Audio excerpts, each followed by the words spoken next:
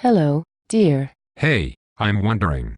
Can't I have some tea? How many times am I going to have to tell you? I do not just make stuff for you whenever you want. You are being so rude. How am I being rude? I don't know. Maybe you were just born that way. Listen, you are stupid. You do not know anything.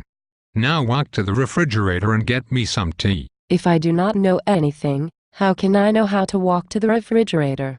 You just contradicted yourself. Shut up and walk. I don't want you to make any noise. Just go get my drink.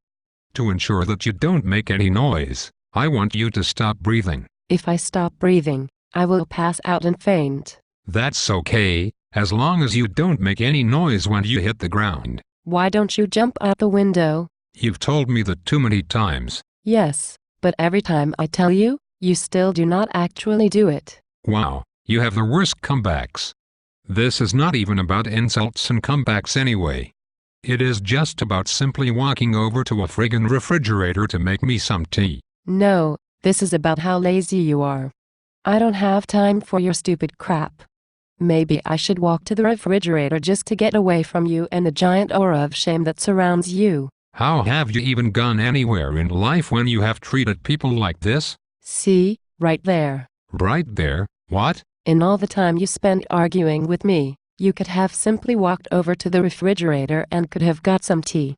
Your utter stupidity turns me off. You dumb young lad.